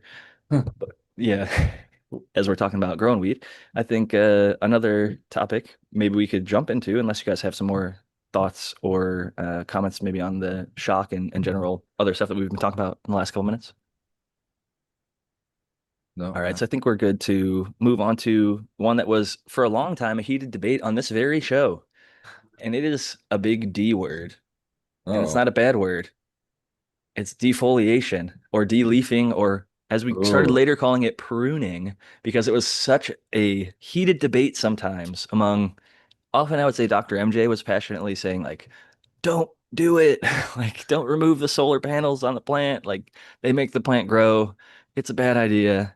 He was pretty adamantly against it. And there's guys like Jeff Lowenfels who are like, leave every single leaf on the plant. And then there's people that are like Miami Mango out there with like the day 21 and day 42, where they take a big, heavy, the mango tech, as some would call it, a heavy strip at day 21 of flower and a heavy strip at day 42 of flower, so that their plant basically had very little fan leaves. And in a commercial operation, that's been replicated by many different places in their own ways. And then there's also the schwazzing technique where you basically just strip off fan leaves like basically the whole time and you're basically growing like all nug meat and not too many leaves anywhere. So heavy, heavy, heavy strip. So those are sort of like the ends of the spectrum, like the schwaz where you're pulling tons and tons of fans leaf off throughout flower, through the Jeff Lowenfels, which is like completely natural, just don't touch it at all. So I'm curious, caveman, as an outdoor guy, I'd imagine maybe you do some amount of plant training, but I'm curious, do you remove leaves from the plant? Do you have any defoliating or pruning techniques, tips, tricks, ideas on that topic? Well, it depends what you want. I usually don't until mold season. Try to get some air flowing through. I think your plant matures a little faster. You get a little different type and cleaner leaf to calyx ratio for one, especially if you overdo it. With defoliation, there's definitely timing. I see a lot of people go overboard and they want to know what's wrong with their plant, and they've taken so many leaves off. What they don't know is that every time you take a leaf off, your plant will put back 7 more nodes on there to replace that, that square centimeters or whatever. And so now you got all these little small immature leaves that never do mature. You have to let the plant outgrow that defoliation and grow, mature leaves on top of that. So if you just keep picking at it, you're going to have a leafy mess. not the good quality bud structure you could have had, and not the nice cleaning job you could have had. But you definitely increase your yield if you do it the right timing. Because that simple fact that when you rip off that solar panel, it replaces multiple more nodes to try to replace that. You switch the oxygen levels to that spot. It's a good take, and I'm curious how Spartan Grown feels on this particular topic. Because I know at a commercial facility and in your home grow and indoor versus outdoor, you have different opinions and reasons behind why you're doing it and when. Yeah, I was just gonna say it's so situational. First and foremost, organic synthetic again. Are we feeding organic or synthetic? Because if we're feeding synthetically, I am more okay with taking off more leaf because the leaves are not only are they your solar panels, right? They also store nutrients. And at least the mobile nutrients can be moved from those leaves and be utilized throughout the rest of the plant. So if you're taking a leaf off, you're essentially also taking off already absorbed plant nutrient that's obviously plant available that could have been utilized by the plant. You're just taking that away. That's not terrible if you're throwing it back on the ground, I guess, and maybe it can eventually absorb it again, but you're going to have some loss somewhere there. Um, and so you have to make the decision when you're taking the leaves off is why am I doing it? And like Caveman said, like perfectly, one of the biggest one is just good airflow when because if you don't, you're gonna have mold because that stagnant air just kind of breeds it, right? It creates a microclimate down in there. Whereas maybe outside, when you're looking at the numbers on your thermostat or whatever, it's, one temperature and one humidity, but that humidity is, 50 times higher in this little microclimate of bunched up leaves in the middle of your plant. So, you know, who gives a damn about anything else at that point? Because that's total loss territory. So let's just take those leaves off and we'll take that loss, right? To nutrients. So it's always a give and take. So there's never an answer that I could give that would be right for every situation. But essentially, organic situation, I tend to leave more leaves on. Synthetic situation, I tend to take more leaves off. And in the outdoor situation, it's like a never-ending job once you start. So like Caveman said, you kind of want to wait until last possible minute because it seems like as soon as you take one off, it spawns four more of those motherfuckers. And they're not as big, but they're just four of them instead of one. Yeah, So the autumn leaves will start yellowing when it's their time to be pruned. yeah.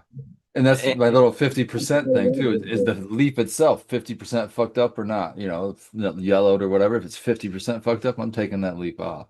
Yeah, I Because the usually go I ahead and wrote take. that down in the chat because I was going to say that you said, I know you were talking about the plant earlier, but even with the leaf, when I go to defoliate, that's a big part of.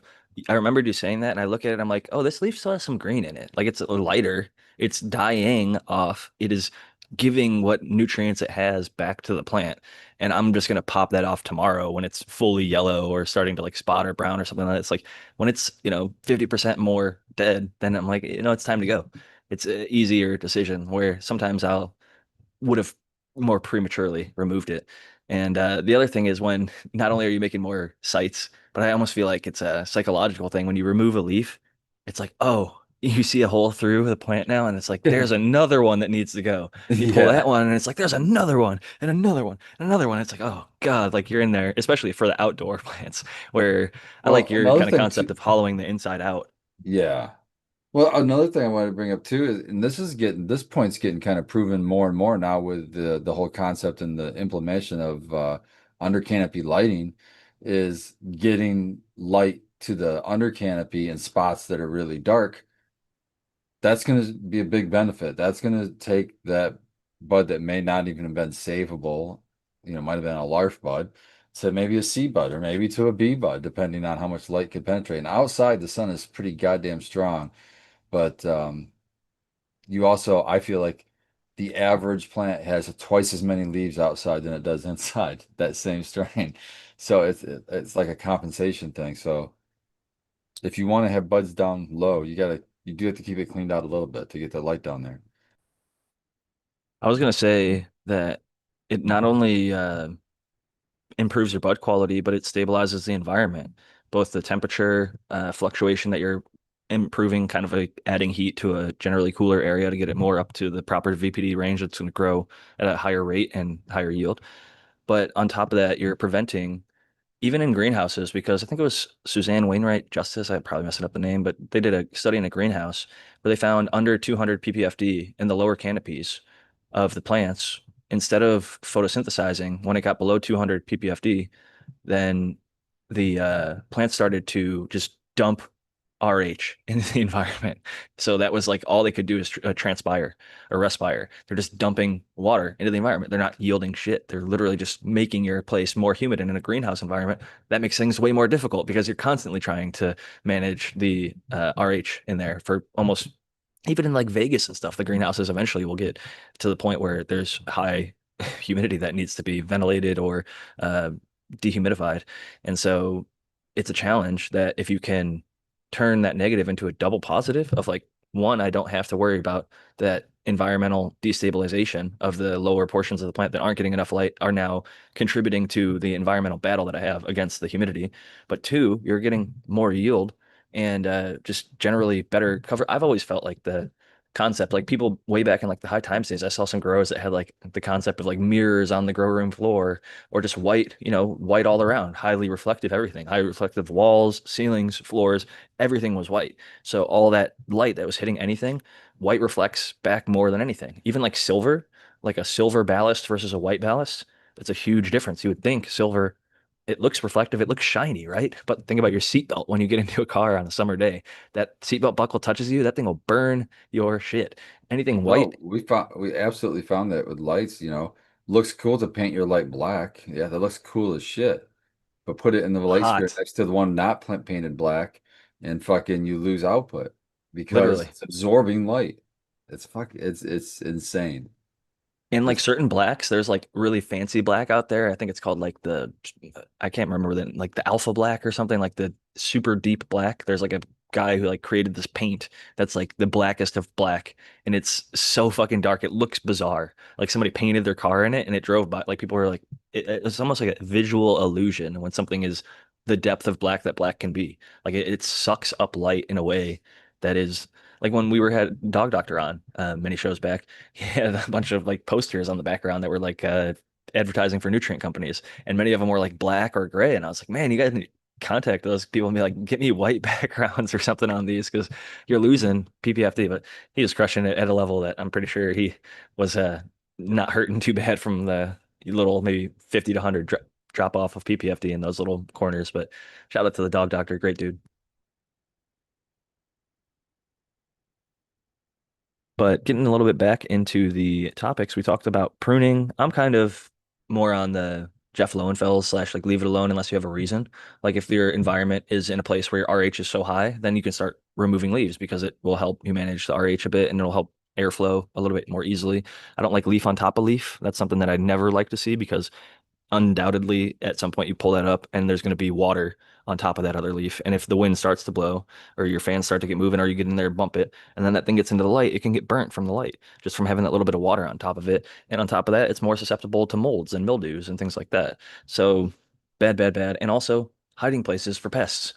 Spider mites and broad mites and other broad mites are more soil, but the creepy crawlies that can hide underneath your leaf. If you have more leaf that's hiding other leaf that you're not really able to see well, then it's just a recipe for bad stuff to happen. So I think that kind of sums up my thoughts and ideas. I have gone as far as like the schwazzing. I've done the Miami Mango Tech, the 21 and 42. I think that works really well from a plant management perspective. It's just convenient. Like your plant's about done with stretch day 21, take off a bunch of leaves to get some light. So some of the lower stuff can get it's almost taking to the concept like underlighting has a benefit, right? Because if you are removing some of those solar panels and allowing more direct light to get to those buds, although the solar panels are feeding your top bud sites, I don't necessarily think that the plant doesn't just say, I'm going to distribute my photonic energy perfectly across my plant to every single bud evenly. We all know that the tops yield more they're often more resinous. They're often more terpene rich. Not to say that the shoulders, like the second set of buds, can't be good. Like the A's and the B's are often, sometimes the B's are actually better than the A's if it's too hot, right? If it's too close to the lighting or whatever. But the lowers, nobody's fighting over the smalls in most cases, unless it's a budget thing, right? Smalls are sold for the lowest amount because they're not as good. They're not as good looking, not as good smelling, and it's just not as satisfying a lot of the time to like break them up. There's more stems and stuff in there to deal with, versus like if you have a big fat nug, you can just like kind of break it off into a few different chunks, grind it up, smoke it, enjoy it, vape it, whatever the hell you do with it. Press it into rosin, make it into hash. I don't know. But yeah, most people aren't, like I said, fighting for the smalls. And I do believe that if you don't do some level of canopy management with the flower or leaf in an indoor grow environment where the light is from a fixed position, just shooting down constantly, when you see that one that's in the shade, it's blocked off by two, three, four layers of canopy. I think it's worth just like trimming it off, removing it, adding under canopy light, or removing some amount of, although they are going to feed those bigger buds, like I'd rather have my A's be like, instead of an A plus, maybe they're like a solid A or an A minus. And then like my C's are actually closer to the B's. I think there's like a level of like harmony that you can get across a plant where you can actually have almost the entire plant be smokable in a small grow space with high intensity lighting. Like when I did the schwazzing, I had a bunch of basically like four, five, six, what looked like, if you've ever seen those little mini wooden Louisville Slugger baseball bats, they're like for kids or whatever, or just like a prop or like to get like signed by a player. Oh yeah, most of those stadiums sell those. So like it's as a small version. It's not as big as a baseball bat. It's like the size of my arm, right? But the mini version, like I don't know, maybe silver dollar size around, and then it narrows down to the base. Like you can get plants with a bunch of those. That's top to bottom, just what I call nug meat. It's just pure fat, fucking juicy buds. Although I'd yield like a half ounce or an ounce less off each plant, maybe more, maybe even like 50% on some plants if you schwaz the hell out of them. You get really uniform, good looking buds that you can basically just chop, whole plant hang, and barely even have to trim. So I see some appeal to that. But at the end of the day, I realize I am running a grow light inside in California where electricity is not very cheap.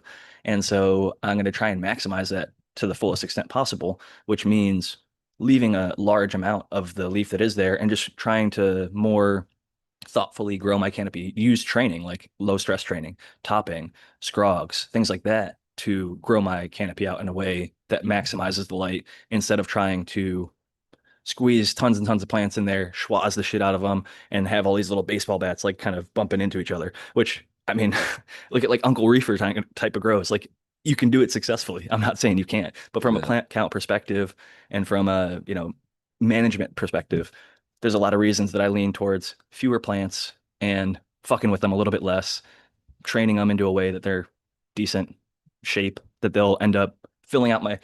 I very often don't have the problem that my plants aren't filling out my space. So it's like whatever I'm doing is working out. So I hope people out there can figure out, because I mentioned like a few different ways, a screen of green or a sea of green if you want to do a bunch of smaller plants to fill out your canopy.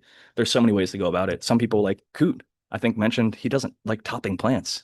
Like he for a while, like a year, I just tried not topping any plants just for the fuck of it. I don't think there's a Fuck that. huge drop off from topping plants. I'm gonna say I it. love I Coop, love man. Coot. I love you, Jim. But I top my fucking plants every time. And I did not see any drop off when I started topping those plants that I kept from the year that I grew out and then started topping them later. I think topping is a great technique, at least once a run, just to break that, what's it Apical called? dominance. Apical dominance. If you're going straight up, it's just like, even if you do good LST and like start to bend it over to the side and you get like side shoots with a really good branchy plant, you're gonna have to like twist and turn your plants in a way that they're like growing away from each other and they like kind of bow up and then like start to grow kind of like funky little snakes growing around your Yeah. room or whatever with like these weird like cobras with like the side little hoods out the side or whatever. You get that kind of a shape versus like a perfect candelabra with a single top. You chop it at the fifth node one time and just let it grow out and it's just like Yeah. this is a beautiful, easy to manage, just balanced plant. And then you don't have to worry about the whole schwazzing and defoliating a bunch because all of your tops are pretty much the same level. And you might still have one that's like a little bit apical dominant, but for the most part, you can super crop that or low stress train that in a way that makes your canopy really even really easily. So I think we've hit this topic really hard. But the next one, I think we're actually not going to have a lot to say about because I think we're all kind of in the organic front. I'm curious if you guys have any thoughts about the pH of water. Do you pH your water at all, caveman? Do you mess with that? Do you care about that? No, no, that's almost inconsequential. The way I grow, well drained soil and organic fertilizers. I kind of assumed that was going to be the case. I thought that we might have other people on the panel tonight when I wrote up this up that I was like, maybe Tao or somebody else. And I know Spartan growing in deep water culture, at least part of the season, that's got to matter to you when you're growing Yes. DWC and in cocoa. I used to grow in cocoa, so pH was something that I used to care about, but I'm not, not doing any of those things anymore. So I'm going to pass it to you as the guy who's probably actually the only one who might care about that, at least seasonally. Yeah, we pH the water for sure. We don't pH the water going into our organic grows because it doesn't, because the pH, let me see, how do I explain this? Okay, this is how I'm going to explain it. So in a synthetic grow, you mix the food or the nutrients, the minerals in the water, and those minerals either have a positive or negative charge, and that's what's affecting your pH, the way that they interact in the water. When you're in a organic grow, there's nothing in the water, it's just water. So the minerals are all already in the soil. So if I were to adjust I the want to I want to pH, stop you real quick because you said there's nothing in the water when you're organic. So that's like assuming you're if using it's RO filtered water. water, yeah. Okay, yeah. Because that was one of the topics we'll talk about later, but I'll let you continue on that. Yeah, assuming you know what's in your water and it's not extremely out of whack. Um, yeah, then you don't you're so I could adjust that pH all day long, but it's like pissing in the ocean. It's not going to affect the pH a whole hell of a lot. So I can say, oh yeah, this is the perfect pH when I poured it into there, but that's not the pH of the soil, and you're not changing the pH of the soil very much that way. If you want to change the pH of the soil in that kind of a growing environment, you would use something like sulfur to bring the pH down, or maybe some what would it be like? Lime. Not gypsum, but lime. Yeah, lime to bring it up. So Yeah. there's definitely options that would do it, but you wouldn't do it that way. You wouldn't do it with the water. You do it with that kind of a top dress. But when you're synthetic, you absolutely do it with water, and you absolutely do it every time. Every time you water. Well, and it's funny because like in organics, like you can actually have some really crazy, like if you were measuring and you did care, if you started using some microbe plus, you would be like, what in the fuck is going on? Because I think it's really acidic, if I remember correctly. Just the microbial consortium, for whatever reason, is like a more acidic pH. But in going into a soil, it could be like a 3 pH going in, and by the time it hits that 6, 7, 8 pH soil, it's going to start changing and adapting to what it's surrounded by, and it can modify it slightly a little bit here and there depending on, like, if you put 5 pH water in every single day and your soil was at a 6, 7, 8 pH, it's going to slowly bring it down closer to that 5, but it's not going to make it 5. Like in DWC, you can make it 5 like now with pH down. You can make it 7 with pH up. You could, do whatever you want with the pH in cocoa. Even cocoa is like, shockingly, it looks like soil, but man, it acts like hydro. That stuff, it's so different than soil despite looking, and you can make soils with it and use dry amendments and run it like a soil. But when it comes to actual usability and how it functions at the highest capacity, I think that we should really more think of cocoa as a hydroponic media as opposed to a soil substitute, although it can be used as that. It does look like we got SW Selects says, can you explain why I could never use my well water when I would uh, pH test it? It would be above 10. And then I think they followed up by saying something else. I put well water in my organic grow and it destroys the grow. Was told that as a new grower, pH and organic didn't matter and wound up ruining a lot of plants. So I'm wondering if maybe the well water, I know one thing about well water is throughout the season, if it's hot and dry, the well could have a really high EC. because a bunch of people are tapping from your local area and using it for a bunch of different things. And then when the rain season comes and there's tons and tons and tons of water in the land, it dilutes that EC. So the saltiness or whatever bicarbonate or whatever particulates are in your particular well, we would have to see some sort of testing, I'd imagine, to From have a what he's better saying idea. though, I'm just guesstimating, obviously, but with a high pH, it's probably a lot of calcium in that water. And what that means is that calcium is a buffer of pH. So it'll bring it up, but it'll always try to bring it kind of to neutral. Um, but up, like 8 or so. So but it holds it. So it's really, really hard to change the pH of that.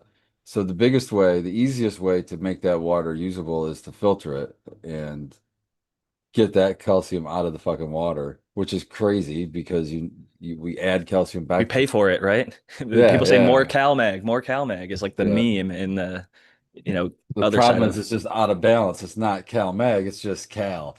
See, and that's what's throwing your pH off. So you could try to be real scientific about it and just be like, okay, I got to add a bunch of Epsom salt maybe to make, add a bunch of magnesium to balance all that calcium. But then it's also connected to phosphorus, so it's just like this, it's just this whole cascade. So it's way easier just to fucking filter the water so that you know that the water is close to zero or it doesn't have a whole lot in it. And then you'll find it's a lot easier on your plants. I agree with that. I will say shout out SW Selects. I'm pretty sure I saw them post. They're one of the recipients of the GG4.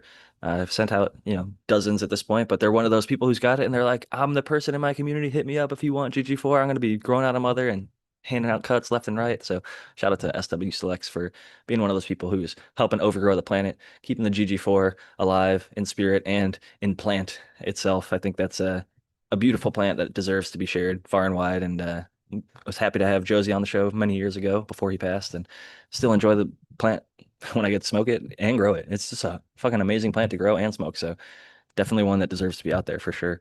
Um, in terms of the pHing, moving on into something else we were just kind of talking about is testing of your water. And like, have you ever done testing? Do you look at your city water testing? Do you filter your water at all? And I'll pass it, I guess, to Spartan Grown first this time.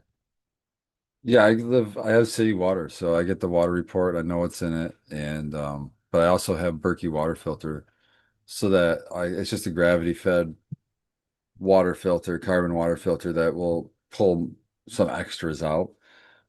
But I'm comfortable with using the tap water that I have because it is, I don't know how else to say but other than processed. Uh, and it's not really high in ppms either. So, I mean, I use it in my vegetable garden. That's fine.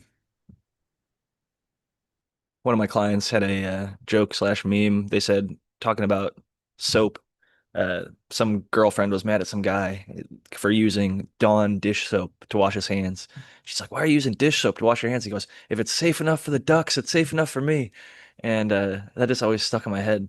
And it's just funny. I think with the tap water, I'm like, if it's safe enough for me, it's safe enough for my plants. It's like, yeah, it might have a little. And in my case, I'm very fortunate to live in a city that has an incredible desalination plant, like one of the world's largest.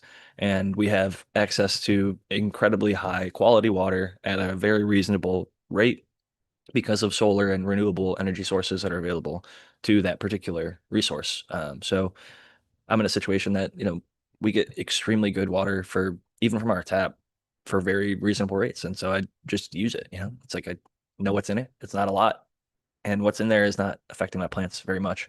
But if I was back growing in cocoa, which I'll call hydro or a more hydroponic methodology, I actually was not using RO, but I was lugging 5-gallon jugs from the little anywhere you go to a grocery store, you see that little blue water machine. There's different names for it, different places, but it's pretty much everybody's got the same. It fills up 5 gallons, or you could plop the little thing down and put a little 1-gallon jug in there. And I was using that because when you look at the side, it says like pH, like it's got all these different filters, like UV filter, this filter, that filter. And I tested it. It's like usually like between 0 and 50 part per million and pretty clean.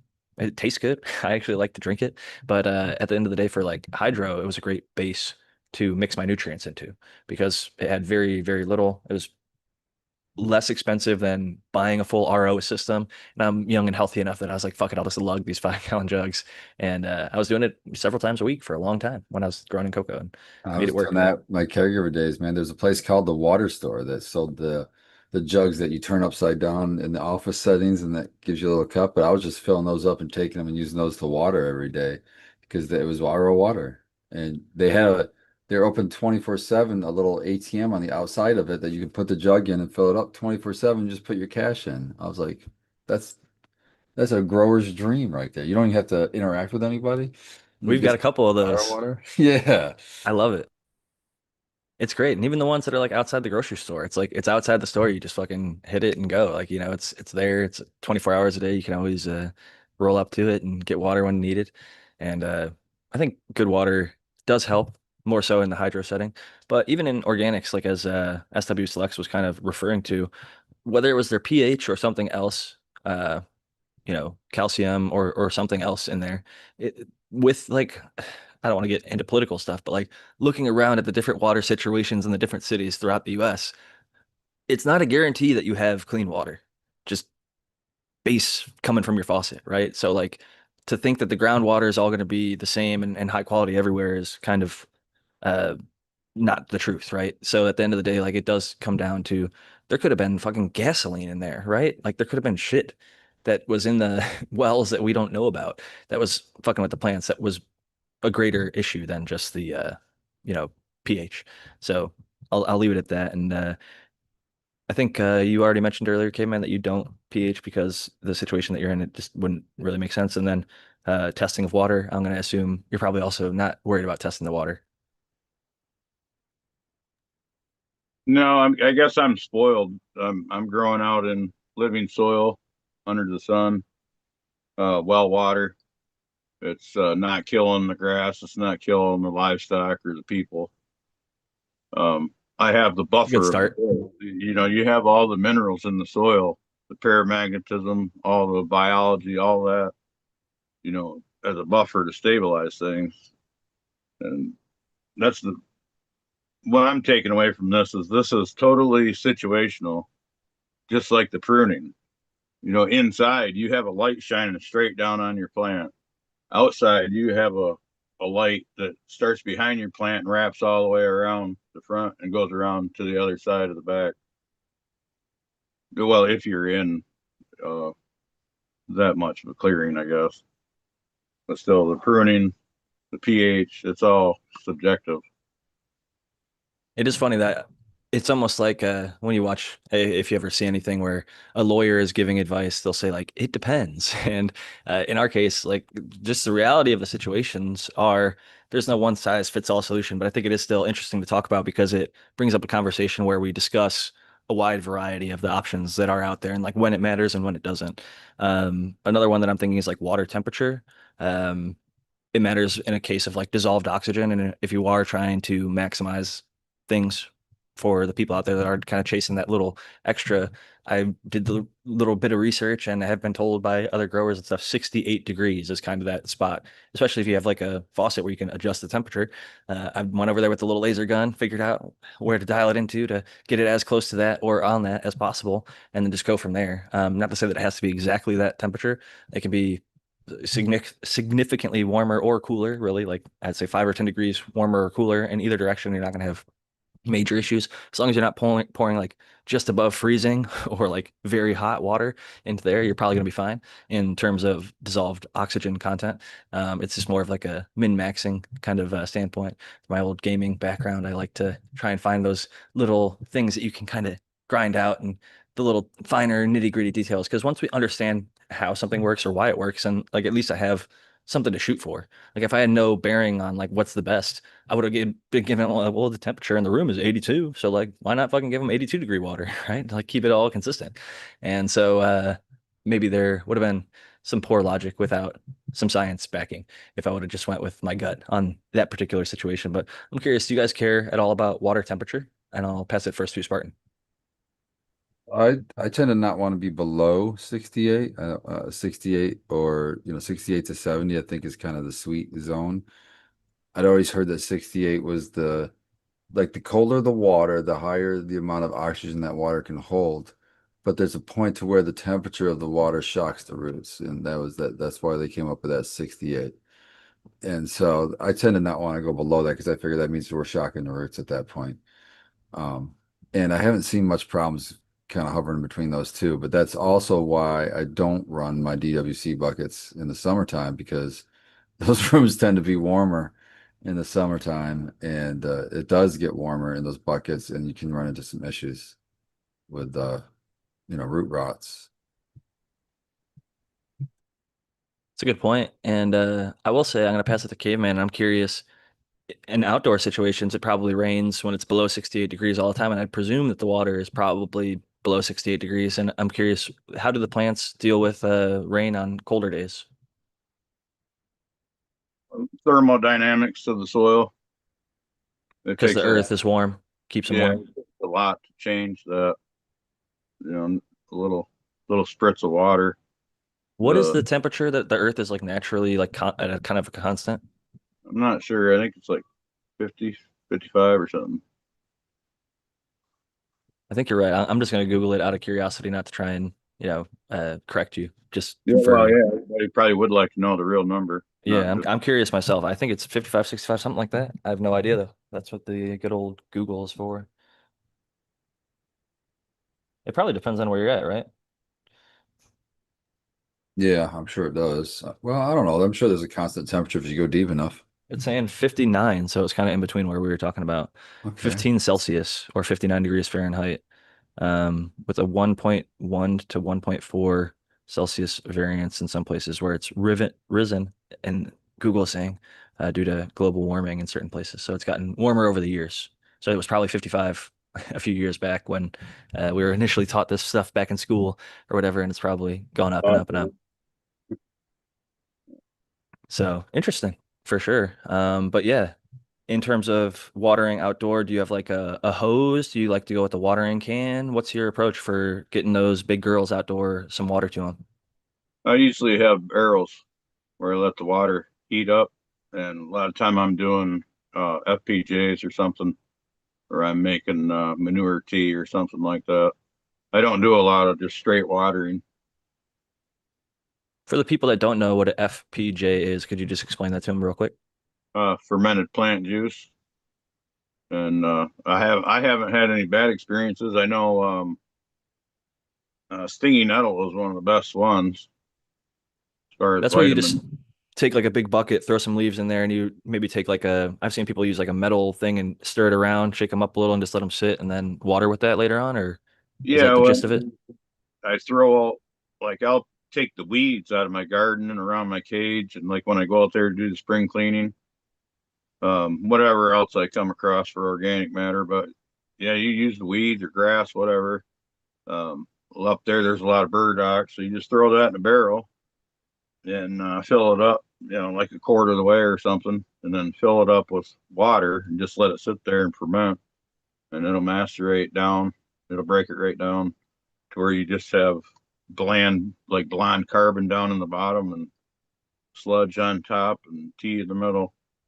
And when it smells like cow shit, then I usually take a 5 gallon bucket and I'll either put that in a barrel and dilute that with fresh oxygenated water, or I'll just pour it on the soil and then put some fresh water on the soil to get the oxygen there because when you let it um, go anaerobic like that, you got all the anaerobic bacteria in there, which you don't really want, but that's actually the type of minerals you want. You want the reduced minerals. You don't really want oxidated. So I do it that way and then add the oxygen in the soil. And that's not if you have well drained soil, when you're watering it, as the water is gravity's pulling the water down through the soil, it's pulling air down in with it. Great point. I'm in sand there. So, Yeah, California, a lot of places, NorCal and SoCal are basically sandy soils. And so the well draining is the easier aspect is actually getting the water to stick around. That can be difficult, and getting the soil to not erode away is a challenge at times. You got to really build it up a bit to be more nutrient dense for some of the plants that maybe we were looking to grow, if Well, compared to the native soils. yeah, I like to dig a hole and you can even put live compost in there. That's one of the best ways to get started. You're bringing me back to I worked with this guy. He was really into like the Jodam and like Korean natural farming and the FPJs and stuff like that. And the thing that blew me away, because it's like, it's so inexpensive. Like, talk about cheap home grow, inexpensive inputs, just like weeds and like leaf that you pulled off your plant, throw it in a bucket, soak it, let it smell like cow shit, you know, basically scrape it off, pour it off. And then you get this thing that you can use at a ratio of like a drop to like a gallon. Like, it's so potent. The ratios, I think one of them was like 1,000 to 1 or something crazy like that I was seeing, if I remember correctly, or maybe like 500 to 1 or something, talking about like gram to gram or whatever it is. So it's crazy how inexpensive and how potent the stuff is. And there's just so many different little potions and recipes. You can use different stuff to make IPM recipes in the Jodam side of things. Like, and same exact thing. It's like you make this one thing and then you've got it sitting there and you use like a few drops of it, mix it up with water and spray it, and it just fucking takes care of your garden. So I think there's a definitely great benefit to being like caveman and getting into kind of using those FPJs. And is that something you've dived down the path of, the KNF or the Jodam kind of style of farming, or picked up from other growers along the way? No, I actually discovered that later. Um, Being the caveman, I didn't know anything about the latest trends in the strains or uh, much about indoor growing. I knew some indoor growers and did a little bit, but yeah, I didn't. A lot of stuff I thought I discovered on my own. You know what I mean? I go tell my neighbor, the old hippie, about it. He's like, "Oh yeah, that's called air layer cloning, or that's called this, or whatever." I'm like, "Oh shit!" I just sitting around stone thinking, "Well, why can't I just grow roots on the plant?" And I'd never seen it done, but I'm like, "Well, fuck it, That's let's cool try as hell, it." man. You're a creative type, because that's one of those things, is like our minds, especially with stuff that we love, we kind of think outside the box sometimes, and you just try something new. In the case of like air layer cloning, like you clamp a little bit of soil or something around, and then you put some water in there, and some people use like cellophane or something to tighten it off. I've seen even now 3D printed things that clamp around and shut it, and then you can just wait till it has roots and cut it off and got yourself a brand new plant on one of the branches. So it's a pretty effective way to guarantee yourself a live clone on a plant, because it's like, oh, if I see it's got roots, if it doesn't, I'll just spritz some more water, or just leave it alone if it's already got enough water. So that's kind of a really cool technique. I found that online. Admittedly, I did not discover that one myself. So you are more clever than myself in that regard, because I would have never, some of the shit, I don't even think I would have thought to come up with these oxyclone or whatever type solutions, the cloners that they've got. A lot of these engineering types figured out stuff that makes our lives a whole lot easier. You could get a bunch of plants really fast, really easy, with good, healthy roots. And I couldn't be more thankful for those types of people. So shout out to all of them. And yeah, I do have a few more topics that I want to get into before we close it down. We got about 22 minutes left before 6 o'clock here on the West Coast. And a couple more topics that I wanted to talk about. One that feeds back into something we talked about earlier is foliar feeding. And I was talking about benefits, challenges, and drawbacks is the topic that I wrote as the overhead. One of the benefits I would say is during a shock situation, like I talked about earlier. If a plant's broken in half, or in the case of transplant shock, let's say the roots aren't doing real well because they just underwent transplant shock, foliar feeding the plant where it has live, green material, it can take up nutrients through its stem, through its leaves.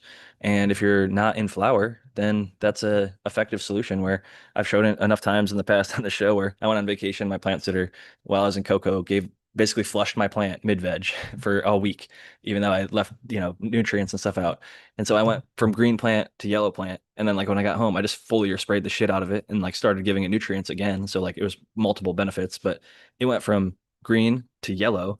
And I was always told once a leaf is yellow, it will never go back to green. I found out that is actually not the case. Like, you can foliar it back to life, which was kind of shocking to me, because the exact same leaves that were on that plant that were like damaged and looking shitty, with tons and tons of foliar and getting the EC of the root zone back. They were in like 1 gallon cocoa pots using I think it's Heavy 16 was the nutrient solution I was using, and their foliar is what I was using. But it went from like looking like it was on death's door to Instagram worthy again within less than a week, which was amazing to see the turnaround time. And so foliar feeding, I think, has some great benefits in that it can provide nutrients fast in a situation where there's shock. And it can also, if not being used for feed, but foliaring in general, can be used for obviously IPM methodologies from sulfur to Beauveria bassiana to horticultural oils of so many different varieties. Um, I, for a long time, admittedly, never wanted to spray anything on my plant. I'm like, I'm going to smoke this shit. And I still don't. To be honest, it's a last resort for me. I only spray if there's a known problem. Like, I don't spray preventatively other than when I'm taking clones in. And other than that, a dunk or a spray early and a quarantine for several weeks until I'm sure that it's clean is my approach with that. But I'm curious, do you guys have any thoughts or ideas about foliaring plants and foliar feeding generally, or IPM through foliar? And I'll pass this one to Caveman. Oh yeah, I'm a big fan. Definitely fastest way to get anything to your plant. Fastest way to fix a imbalance or a lockout. Just foliar feed it and hope the root exudates will kind of fix your soil, or at least whatever you add to the soil have time to break down.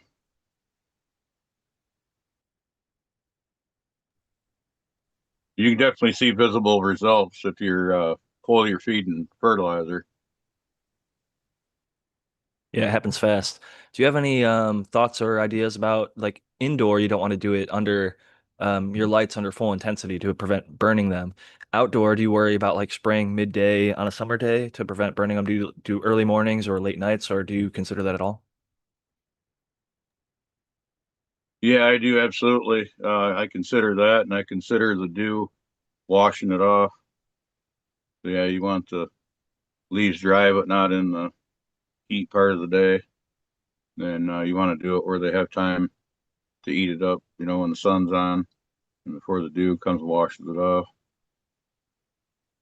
So, yeah, like for me, it's like in the morning, as soon as the majority of the leaves are dry, it happens pretty early before the sun's scorching. And then with like watering, I do that right when the morning heats up. If I'm watering the soil. Do you ever have to water multiple times a day if it was like a super hot summer day, like 190s, etc.? Yeah, I have, especially when I was growing in containers outside. Yeah, I had what did I have? Like I don't remember now. Maybe they were 5 gallon pots, but I was putting like 15 gallons of water a day in the peak bud in the peak summer because I was doing light depth. I built a little closet and I had these little 5 gallon plastic pots and I had like three clones and I just budded them out, like indoor size, put them out in the sun, full summer sun, and I'd take them in the dark room, shut the door. That was pretty impressive. It sounds like a fun time, man. I love everybody's different experiences and their different little setups. Like everybody figures out a way. Like as soon as you start to grow, or if you've been growing for a while, you can always kind of think like, how can I optimize this? How can I use a different space or another space or a thing in a different way? Like I love light depping in general. Like I think that whole concept's really cool. But I'm curious, Spartan, going back just a bit to the foliar feeding. Do you have any thoughts or ideas? Do you like it, dislike it for any reasons, or have any tips, tricks, or advice, things to avoid or things to do? Yes, yes, and yes, yes. For the same reasons you guys like it, I like it for the quick fix. Like, and there's other reasons like you had mentioned, like if you have root damage where you're not getting uptake there and you're trying to circumvent that. Or another thing is, especially in the organic situation, where a top dress might also adjust pH. A lot of these, calcium might adjust the pH one way, or magnesium might adjust it one way, and you're trying to avoid these lockouts in the soil. You can spray a nutrient rather than worrying about adding it to the mix in your soil. Uh, but I've moved more and more away from them, and it's mainly because of the influence of hanging out with my buddy Bubble Man. And it started out with a conversation with him saying that when he was processing material, he could tell when people use wettable sulfur, even in veg only. because he would see this weird film on the water as he was extracting, and he swore he could taste the sulfur in the extract. And so I imagine spraying anything on the product is going to have a slight, chance of that ending up in the final product. So for that reason, I can see why to try to avoid that to bring the quality up. But by no means I'm not afraid to spray plants. I'll spray the fuck out of my plants if I have an IPM situation or something like that. Yeah, I think that's good to have concessions. Some people, if they're really heavy on IPM, will be like spray all the time and like not worry about the little stuff like the subtleties in the hash like that, which I think I actually care a lot about. Like that's why I'm more on the side of not spraying unless I absolutely have to.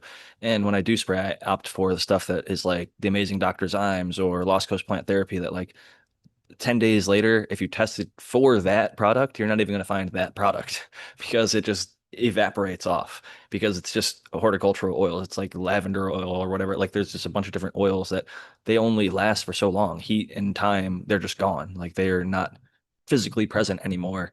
In the case that like sulfur, it's physically there. It's like a shield. It's stuck to the plant. And unless you wash it off the plant, it's going to be there. And in the case that you're washing it for hash, it is literally being washed off with the trichome material. And so I've heard him mention that on Hash Church, and always was cautious with wettable sulfur because of that. And I do think still for taking clones like a clone dunk or very early seedling and veg, I'm not like even gonna sweat the wettable sulfur because most people I don't think have as refined of a palate as Marcus Bullman. He only smokes not just hash, but only smokes like 6 star full melt. Like he won't like smoke shit hash. Like it has to, he won't smoke flower rosin. It has to be like made into dry sift or made into bubble hash and then taken from that to like a higher quality grade because even bubble hash has too much plant material, as he would call it, uh, like waste or what's the term when it gets Well, into, he's actually smoking flower again even now. oh I my don't know if you goodness. saw that. Yeah, I know. I didn't think I'd ever see it, but yeah, he actually been smoking some hazes. He's been getting down on the We haze. always come back around. The flower is what started it all for all of us. And then once you come Oh. back to it, as good as hash can be, and I fucking love hash. You see me Oh every yeah, week me too. smoking And oh my fucking God, flower. I've never I'll seen never one. get away from the flower. I'm gonna dig in my phone and try to find a picture, and I'll just show you what it's like to hang out with Bubba Man. Man, hold on, I'll try to see if I can find this picture. I imagine hash on hash on hash on hash. But one of the things we're going to talk about next is actually trimming, which leads to hash. And I'm curious. I see that you got one lit up. Caveman, what are you smoking with us as we were just talking about smoking?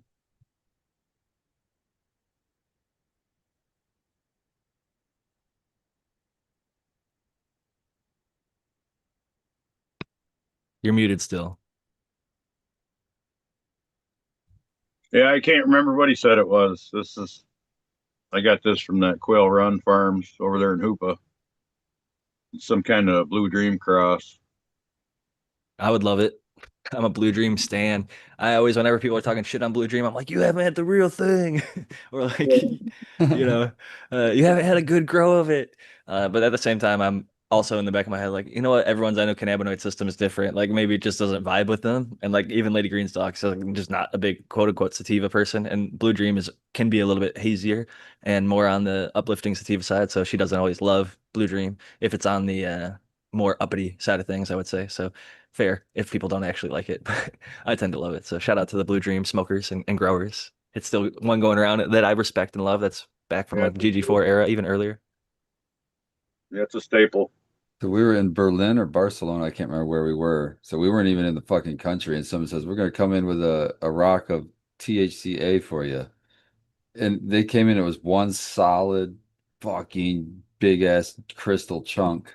Giant Uh, diamond. yeah, of THCA. I'm like, dude, what do you that won't even fit in your puff go. What are you what are you gonna do with that? You got to break it up into a bunch of little chunks. Yeah. It's a Yeah. battle, man. Honestly, it's inconvenient. That was a big trend around here for a while, like the big diamonds. I always liked the little diamonds or diamonds in sauce. Like Exactly. I prefer the terpenes. Like give me some Just terps give in it to there as me. Yeah, well. just give it to me. I'll blend it together. Why are you making me do all the work? does make it more difficult, but I always appreciate a cannabinoid gift in any shape and form. For the most part, I'll Yeah, me try to do too. my best Especially to when be thankful. you're not home, right? You don't know where to go anyway, and people Exactly. just come through like that, and it's just like, oh my God. I will not self-incriminate, but maybe somehow, some way, even internationally, I was able to have access to some of the homegrown, if you know what I'm saying. So I put life and limb on the line to bring that homegrown, and to be fucking honest, this is past statute of limitations now, so I don't give a fuck. I'll say it. I was happy to bring this shit on a family vacay with my brother. He still talks about how good this shit was. So. Uh, it was, and to be honest, it was one of my better grows, and so I still think about that stuff. I If I was love. staying in the US, I might be brave enough to do that, but not going overseas. I am not brave enough to do. I was scared enough of grabbing seeds from overseas and coming back with them, but that now that I've done that a few times, I'm not scared about that anymore. I only did it once, and it was with a virgin glassware and grinder, and vacuum sealed to shit, and like hidden in lots and lots of different ways. So probably wouldn't do it again. I've got a lot more to lose I'll tell now. you what I do every time is I can only bring one type of seed back because this only works with one type. Because if I did it with everything, it would fuck it. They'd get all mixed up. But I take it out of all the packaging and I just throw them loose in my fucking bug leg luggage. And that's how they've always gotten through. It's just loose seeds. Because if they ever do get caught, I'm just gonna be like, well, I don't know. These are just I don't know where these seeds are. They're just fucking loose in my bag. It's also like if you want to bring like gel capsules and stuff. I've seen people put those into like a regular pill jar or whatever, and it just looks like gel caps or whatever. And like they're not taking them out and fucking testing them. Like unless you get hit by a dog, for the most part, you're gonna be good with stuff like that. People do vapes and stuff too. I've also been known to hear of people sending stuff in the mail if they have like a family member or a friend that they're going to visit. They ship themselves a goodie bag, a package in advance so that when they arrive, they've already got their stuff kind of for them, and then they can have some of theirs and some of the local festivities. So there's all that fun stuff. But speaking of it, to have it, you got to trim it. Do you like the wet trim, dry trim? Do you start off wet and then it ends up dry with as much as you got being an outdoor guy, caveman? How do you go about trimming this beautiful plant when you are finally done harvesting and drying? I take all the big sucker leaves off about 3 days before harvest, and then pretty much anything with a petiole sticking out, and then I just do a full plant hang unless it's something that needs sectioned in the branches. I'll hang branches. But yeah, then do dry trim just for the preservation of the bud. I think that's personally the way I prefer it as well. I've got a couple other questions about trimming, but I'll pass it to Spartan first for the wet versus dry. And I think I already know his answer, but how do you go about it? I think Caveman covered that one perfectly. I don't think I could have said it better. That's pretty much my process, what he just said. I It's a good mean, yeah, process. fuck Tried and wet trim. true. I have tried wet trim and I don't like it. I don't like it as much as the dry trim results. I feel like the wet trim, I don't know, I hate saying I feel like I picked that up from the younger generations there. But it's the you're cutting the plant while it's still alive. It's still like the juices are still flowing in it. So when you cut it when it's still fresh like that, that's gonna like drip everywhere, and cover my product. Whereas when I wait for it to dry and then trim it, I'm not ruining the bud. I don't want to say ruining, but ruining the flavor by letting that chlorophyll kind of. This is what I picture the chlorophyll dripping out on everything. It's not even that it has to drip. What you're describing is Yeah. actually not a feeling, it's a science. There's a thing called volatile organic compounds, chlorophyll being one of them, that when a plant starts to be sheared, whether it's under a combine harvesting corn or other processes that happen under harvesting lots of different plants, when it starts getting cut, while fresh, it's going to lead to those volatile organic compounds off gassing. Some of them might lead to that like hay smell. Some people dislike a lot in cannabis, and or just like fresh cut grass smell, like not a very pleasant. People aren't like, oh man, I got that fresh cut grass terps, hit me up, and like like those bags aren't selling. So I think the wet trim does get a bad rep, and it maybe for good reason, right? So there's that potentiality. Like I've even seen data that showed trimmers who wear the mask, like COVID era versus like post-COVID era, when they took the masks off, the microbial counts were going up. Just like people breathing on the bud more directly was creating higher microbial counts. So like little stuff can actually matter a lot if you're looking at it that closely. Like I'm not going to worry about my own breath while I'm trimming my own buds. I'm not going to put on a fucking mask to trim stuff that I'm smoking myself. But at a commercial scale, like that has been documented. And so I think it is interesting. And from a practical perspective, um, I just don't like trimming the wet product. Like it is a little bit easier sometimes to cut the leaves. But like even looking at other craft herbs. Like when people going back to like Italy, my roots a little bit, and even in the US, Italian Americans everywhere, all over the place, a lot of people would hang any fresh herb, they would cut it, tie a string to it, and hang it upside down on the wall and just let it dry. And then they'd use a little bit of it at a time. And that was a way to dry, preserve, and use it. And I think that it's basically like the dry trim, essentially. Like they're letting it get nice and dry before they trim to use. And that's been effective with lots of herbs. So cannabis, I think, is just another one that can be added to that list of kind of going with following nature and history and the culture of just gardening in general.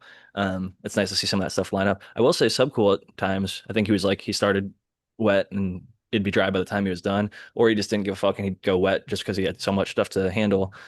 And I think when your plants are super dank and you grow them really well, if you wet trim, even if there's a little bit of VOCs that fly around and land on your plant, by the time they're dried and cured, a lot of that stuff off gases in the process of the drying and curing process. So by the time you're smoking a month, two later, if you're one of those people who is more of a traditional curer, like he tended to be, you're not going to notice any of that stuff later on. So, and his stuff was so dank and terpy that it overwhelmed any of the potential downsides of that. But in terms of other trim related things, do you guys like spring or no spring and bent tip versus straight tip? And I'll go Spartan first this one. No spring bent tip all day. I'm Yeah, yeah. I don't want to fight a spring all day long. Fuck that. And it's yeah, I don't feel like it assists that much. And then I don't like the straight tip at all. It's like the buds are never straight. Buds are never straight. So give me that little bit of a bent tip, and it just seems to be a much better cut. I will say I'm not actually the trimmer of the household. Lady Greenstock is the one who does it, but I'm also no spring. When I did trim, I have arthritis in both hands, osteoarthritis. I broke all my fingers playing sports, but fighting that spring, it seems like a good idea. Like when I first saw it, I was like, oh, that's such a cool idea. Like when you squeeze it in, and like when the first grow up I was at, actually, there was Fiskars that with the springs and the bent tips, and that was the standard for the trim crew. But personally, for me, later in life and currently, the no spring is a must. And I really like the chikamasa or the knockoff chikamasa style, Me just like too. the little nice I saw Japanese another style. brand that had instead of a spring, they had opposing magnets. So I've when you seen that close too. that together, they kind of, want to spring back out. I haven't tried those, but I would be interested to try those. That would be interesting. I generally get the sense that any extra force applied to the stroke is just going to make my hands lock up quicker because I can barely even trim as it is. And so I'm curious about you, Caveman. How do you feel about the bent tip versus straight tip situation and spring versus no spring when it comes to trimming? Well, I haven't really filtered through the products ever since it become medical in Michigan. I've grown way too much to trim, especially when things were a lot tighter and it was more valuable. I kind of stayed to myself, didn't invite anybody over. Damn sure didn't want people handling my buds or knowing where it was at or how much I had. So most of my trimming experiences before that, trimming for other farms, and pretty much all I ever used was just the opposite, the spring loaded straight like Fiskars. They make both style. They do the straight tip and the curve tip, but it sounds Fiskars like is the a one that good you guys were brand. dealing with had the spring and the straight tip, which is pretty common. I would say that I, those are like very common on I commercial mean, operations. both have their advantages and disadvantages, but I didn't have any issues with them. I mean, I can move pretty fast with them because they pop open. I just put them in, in my fingertips, and they pop just as fast as you let go of them. They pop right open. You can go pretty quick. I've seen another style. It was like kind of like a little chopper style that you just like squeezed, but it was just like a little blade and they kind of like hovered it around the plant where like just chop, chop, chop, chop. Um, Almost looked like a maybe had like a brass knuckle or something kind of attachment style, but there's so many interesting things. I know that that can of brush was a thing for a while. I got one, didn't like it personally, but even when you let your plant get nice and dry, I just rather, I think trimming the old fashioned way. Lady Greenstock does such a great job that I'm just very spoiled in that regard. But we got about 1 minute left here on the West Coast. So I'm going to pass it first to our guest this evening, Caveman, for any final thoughts and shout outs before we wrap it up.